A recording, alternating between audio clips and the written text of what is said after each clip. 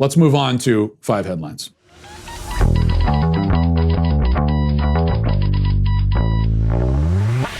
Okay, some really shocking footage, incredible, horrible footage out of Beirut. And there's video of this from different angles all over social media right now. Massive explosion. I want you to watch this with the sound. Watch this.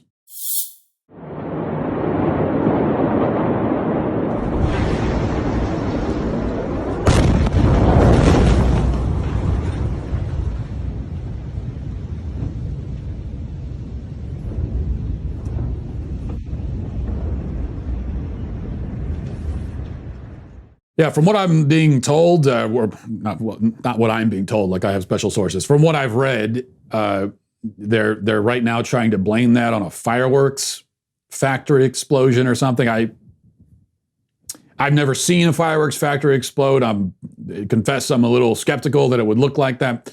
But also, I'm not going to really speculate because I have no idea whatsoever. But there is the story that everyone will be, of course, following. Let's go number 2. Donald Trump, for some reason, did an interview with Axios.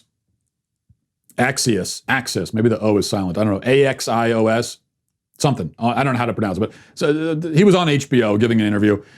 And some clips of that interview have been circulating. And the clips are, well, they're not great. They're really not great at all. Let's just watch one of the clips.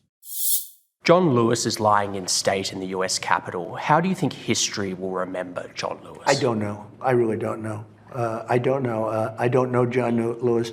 He chose not to come to my inauguration. He chose. I never met John Lewis, actually. I don't believe. Do you find him impressive? I can't say one way or the other. I find a lot of people impressive. I find many people not impressive. But I didn't go. Do you find his story impressive? He didn't come to my inauguration. He didn't come to my State of the Union speeches. And that's okay. That's his right.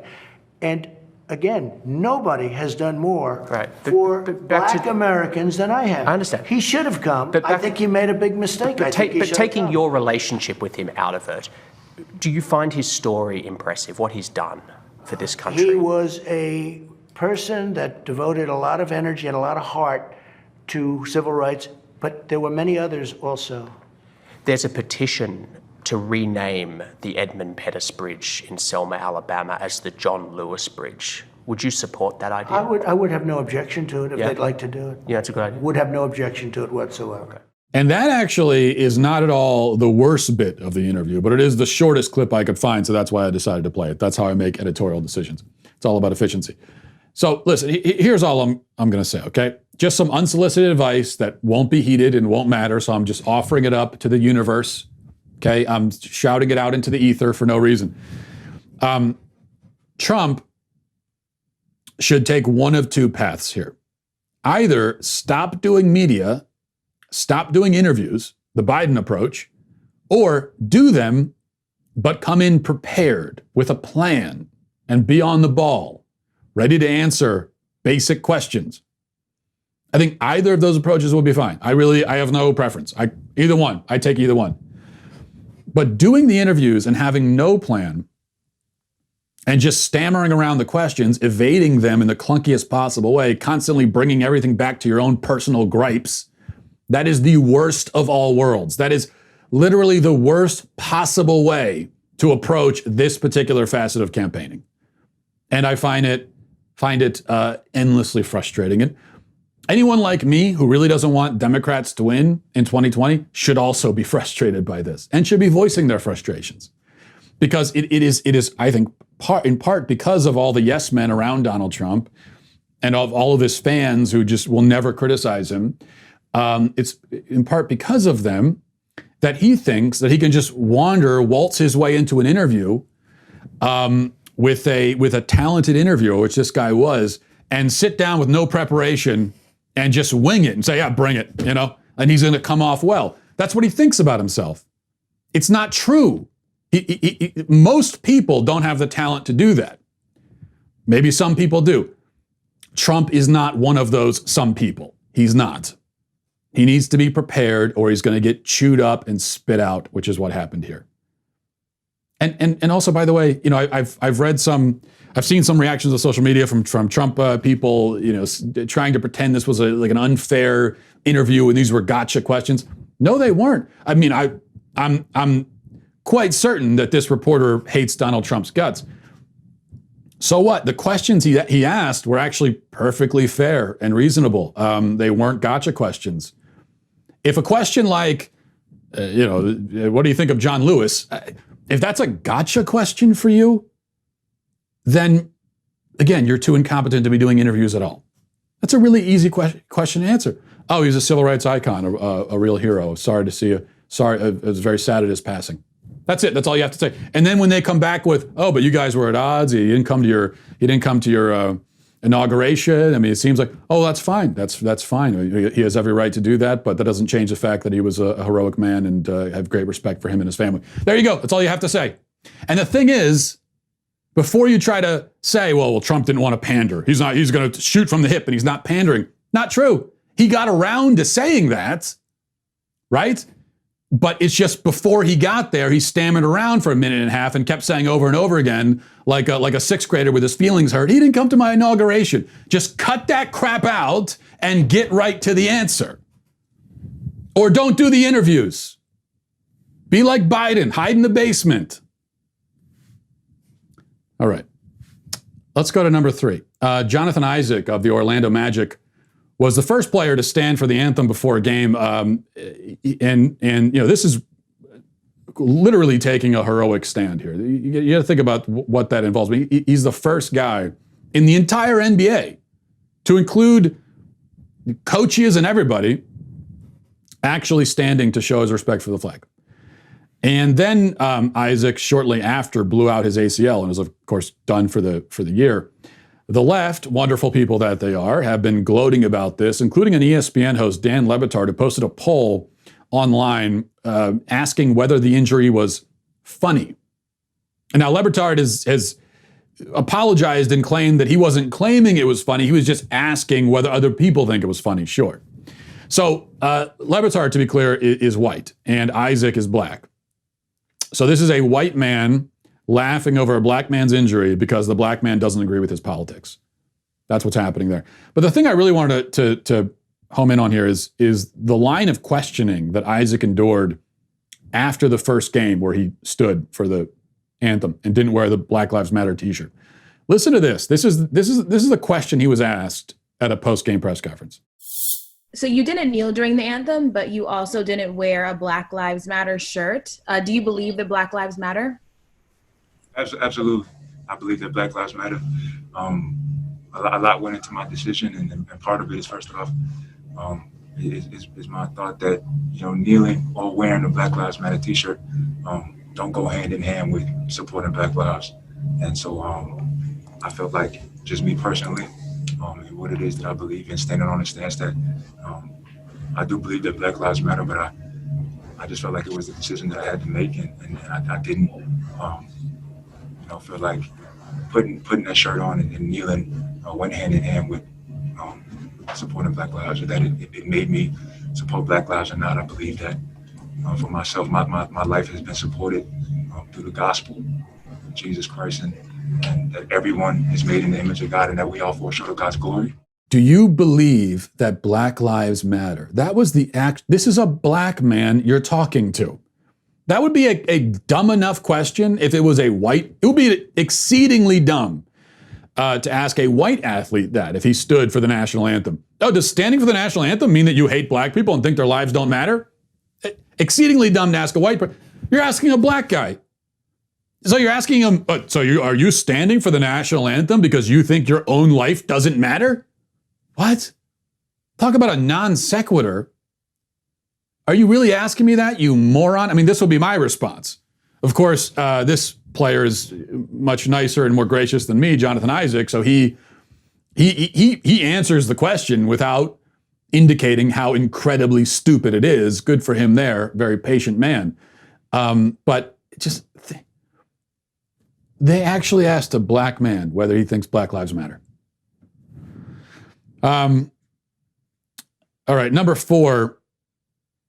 Here's Governor Cuomo lobbing a rather large significant accusation at Donald Trump.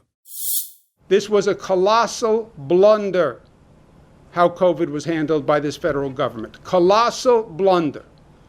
Shame on all of you. 6 months. Lives lost. Hit the reset button, yes. But the way the medical experts are talking about it, it won't work. It won't work unless you hit the reset button and you start with the truth. Because if the American people are continued lying to, the confusion and the chaos and the denial will continue. Hit the reset button. It's called the truth. It's called the plain truth.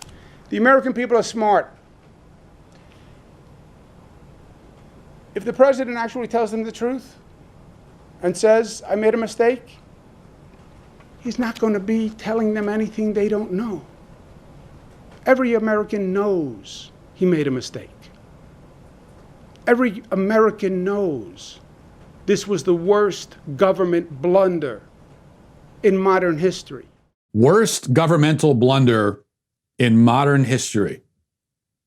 Now, you know where I'm going with this. I don't even think I need to say it. But this is the guy who made the decision to force nursing homes to take in COVID patients, directly resulting, and along with other Democrat governors, directly causing the deaths of thousands of elderly people. Forced them to take them in, thousands of elderly people die. And he's accusing Donald Trump of the worst blunder in modern history. All of the blunders that he's accusing Donald Trump of are things that Trump said. And granted, some of that stuff was very stupid. Like when he said that the 15 people have COVID and it's going to go away after this and it's going to magically disappear. He said that a few times, very stupid thing to say. Those are words though, okay? This is policy. The blunder that Cuomo made was a policy that killed thousands of people. So I think Cuomo's being a little modest here. He's being a little too humble, and he's trying to say to Trump, oh no, Trump can have the top spot for worst blunder. Not me. I'll give it to Trump. No, Cuomo. I find your humility admirable, but I think actually you get to take that top spot for worst governmental blunder in modern history. Number 5. Finally, it's maybe a stretch to put this in the headline section, but I'm not sure where else to put it. So here we are. A tweet from the WNBA account on Twitter. It says, have you been keeping up with the 2020 season? Test your knowledge every Monday to see if you're the biggest WNBA fan. Then there's a link to the trivia. I thought it could be fun if we actually went ahead and tried to take this quiz together. I just thought, to test our WNBA knowledge, because I figure that WNBA trivia is the hardest test you could ever take. Getting all of this right would be like the moment in Good Will Hunting where Matt Damon solves the math equation nobody else could get. It seems almost impossible. There's probably 2 or 3 people on Earth who could ace a WNBA trivia quiz. And so we're going to try and see how this goes. All right. Let's say, follow along. Last weekend, I don't know how many questions there are. Hopefully it's not that many because this bit will really get old after about 2 minutes. Last weekend, Kennedy Carter, maybe it's Kennedy, Chennedy? Kennedy? It better not be pronounced Kennedy. You name your kid Kennedy and spell it with a CH? I don't know. I don't know how it's pronounced. I mean, I'm a big fan, don't get me wrong. Been following Kennedy Carter for years. Made her rookie debut she's a rookie, so I guess I've been following her for weeks. It feels like I've known her forever. Last weekend, Kennedy Carter made her rookie debut for which team? Chicago Sky, Washington Mystics, Atlanta Dream, Dallas Wings, Connecticut Sun. Why do all the team names sound like Crayola colors? Chicago Sky, Atlanta Dream, Connecticut Sun. Okay, I'm going to say Chicago Sky. Nope. She was selected by the Atlanta Dream. All right. Which team finished the first week of the season with a 3-1 record? All of the above, Minnesota Lynx, Seattle Storm, Washington Mystics, or Chicago Sky. First of all, the all of the above option is at the top. There's nothing above it. All of the above goes at the bottom. It's like the WNBA. They can't even do a trivia quiz right. No offense.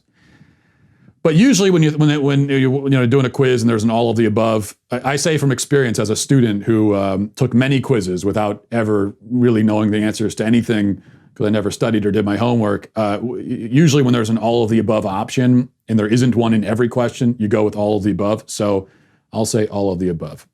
Correct. Okay, that's one. Which rookie dropped 33 points in her second game? Satao Sabali, Sabrina Ionescu, Lauren Cox, Bella Allery, Chennedy Carter. Big fans of all these women. Great players, but I'm going to say Lauren Cox. If any of these players, when you follow her career, even go back to high school, and you follow, considering the position she plays on the court of point guard, I just think that Lauren Cox is. Oh nope. It's not. It's Sabrina Ionescu, scored 33 points. Well, good for her. Okay, which player is leading the league in points per game after week 1? Ariel Atkins, Aja Wilson, Bria Hartley, Kelsey Mitchell, DeWanna Bonner. I got to say that I know for a fact it is Ariel Atkins. She is a scoring machine. She can even jump up and touch the net. Pretty impressive. And nope, it was DeWanna Bonner, currently leads the league. All right, so I got 1 out of 4. That's the end of the quiz, 1 out of 4. This puts me easily in the top 5% of all WNBA fans that I could get 1 out of 4 right. So I got to give myself a lot of credit for that. That was a lot of fun. Hopefully we all learned something about the WNBA today. You didn't think you would learn WNBA trivia, but you did. Hey, you. You right there. Hit the subscribe button right now. Do it right now. I thank you for your compliance. It's somewhat appreciated.